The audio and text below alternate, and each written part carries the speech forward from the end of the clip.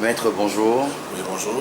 Alors, nous savons que vous faites partie du collectif d'avocats qui assistent certains présumés, enfin inculpés dans l'affaire d'incendie. Dites-nous concrètement, qu'est-ce qui s'est passé hier chez le juge d'instruction et la déclaration qu'aurait faite le jeune Tometi, est-ce que cela n'aura pas d'incidence sur la procédure? Oui, merci pour l'opportunité que vous m'offrez pour parler un peu de ce dossier. Je peux dire très succinctement, sans trahir le secret de l'information, que en fait nous étions chez le juge d'instruction hier pour une confrontation entre le jeune Tometi et Agbeyome et Kodjo. En fait, le dossier que nous avons aujourd'hui devant le juge d'instruction est plus fondé. Je dirais que l'ossature du dossier est fondée sur les déclarations du jeune Loum, alias Tometi, puisque c'est lui qui a accusé la plupart des gens qu'on a arrêtés, qu'on inquiète aujourd'hui, parce que c'est lui qui a déclaré qu'il a assisté à des réunions, c'est lui qui a cité des noms des gens qui auraient participé à ces réunions-là. Et il a même parlé des camps d'entraînement qui avec possibilité de prendre le pouvoir demain par la force. Tout ça, là, c'est des choses assez graves. Et c'est lui qui l'a dit en citant des noms. Mais curieusement, hier, lorsque on était allé à cette confrontation-là, nous, on s'est préparé pour cette confrontation. Parce que j'ai toujours dit au juge d'instruction et au procureur de la République que le jour où on fera une confrontation entre l'un des principaux inculpés dans ce dossier, surtout les grosses pointures, avec le jeune Tometi, le jour où on fera cette confrontation-là, ça va être croustillant parce que les déclarations de ce jeune garçon sont tellement décousues que moi, je sais que le jour où on fera la confrontation, il va craquer. Parce que les choses sont entremêlées, il y a tellement de choses tellement grossières, dites de telle manière que ça saute aux yeux que c'est cousu de fil blanc. Mais curieusement, coup de théâtre, lorsqu'on était allé à la confrontation hier, c'est lui-même qui a demandé à parler le premier, puisqu'on lui a lu la partie de la déclaration où il accuse Agbeyome Kodjo. Et on lui a demandé s'il reconnaît cette déclaration-là. Et c'est là où il s'est mis à nous raconter une histoire qui nous a fait écarquiller les yeux. On était tous tombés des nues, où il a repris les choses par le début, les conditions dans lesquelles il a été arrêté. Il a déclaré qu'il a été torturé. Il a déclaré qu'on lui a demandé de collaborer. Et il a dit qu'on lui a proposé même des noms, qu'il reconnaisse le nom de ces gens-là pour qu'on puisse lui faire une part plus belle, etc., etc. Donc, en fin de compte, il dit que toutes les déclarations qu'il avait faites antérieurement, ces déclarations-là ne sont pas la vérité, que c'est des déclarations qui lui ont été dictées par les gens qui l'ont arrêté, qui l'ont torturé, selon ses propres déclarations. Alors, nous étions tous surpris. Enfin, moi, je ne l'étais pas parce que, comme je vous le disais tantôt, il y a un certain nombre de choses qu'il avait déclarées plus tôt dans cette déclaration intérieure qui me laissait entrevoir que tout ça a été monté un peu. Mais heureusement que lui-même, il est revenu sur tout ça pour demander au juge d'instruction de l'écouter à nouveau.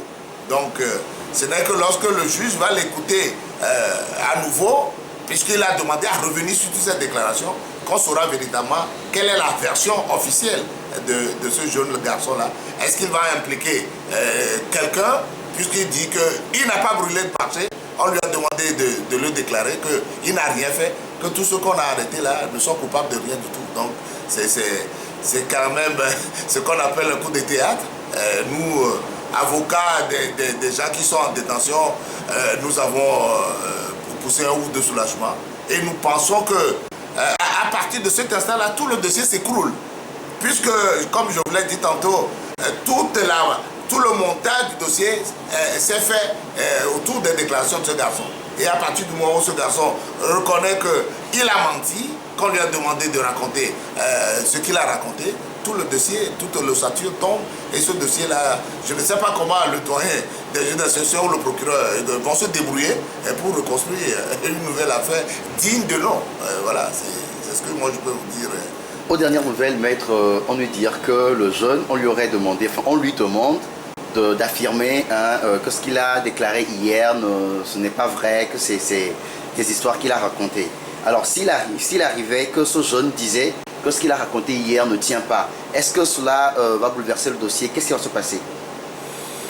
Non, c'est-à-dire qu'en ce moment-là, nous serons face à un doute en tout état de cause. Parce que quelqu'un qui fait une déclaration aujourd'hui et la change demain, revient sur cette déclaration, après demain, tout ça là, n'est pas à prendre au sérieux. On ne peut pas construire un dossier à partir justement de cette déclaration. Alors voilà, il a cité certains noms hier, les trois capitaines, Akako, Agbenda et Yanani. Alors qu'est-ce que cela peut avoir comme conséquence sur ces capitaines-là? Oui, mais c'est-à-dire que si à la fin de la procédure, on découvre véritablement que ce qu'il a dit hier est la vraie version et que ce garçon a été manipulé ou torturé pour qu'il fasse les déclarations qu'il a faites hier, ça va avoir une conséquence grave parce que en ce moment-là, on sera obligé de poursuivre. Poursuivre ceux qu'il a cités là pour torture ou en tout cas pour avoir manipulé ce garçon-là pour avoir une autre version du dossier. Ça, les avocats ne laisseront pas cette affaire-là impunie. Ça va être quelque chose d'extrêmement grave. Alors maintenant, en tant qu'homme politique, dites-nous quelles conséquences cela peut avoir sur la vie politique de notre pays au jour d'aujourd'hui. Oui, vous savez que ce dossier-là a une conséquence inévitable sur la vie politique nationale, puisque ceux qui ont été arrêtés, c'est des hommes politiques. La plupart sont membres du collectif Sauvons le Togo. Il y a les premiers responsables de l'ANC, du MRSC, de OBU, et puis les premiers responsables des associations des droits de l'homme, à Javon, Akmandi Adjaré et Gilles Benoît. Nous avons estimé à un moment donné que ce dossier, on ne le dit pas suffisamment, mais a une connotation politique. Alors, à quelle fin c'est fait? Bon, c'est ce que nous cherchons à découvrir. Mais lorsque nous allons démontrer par A plus B que finalement, c'est pas des manipulations qu'on a voulu faire taire déjà, ou qu'on a voulu arrêter déjà, alors là, les conséquences politiques vont être extrêmement graves pour ceux qui ont fait ce montage-là. Merci, maître. Merci.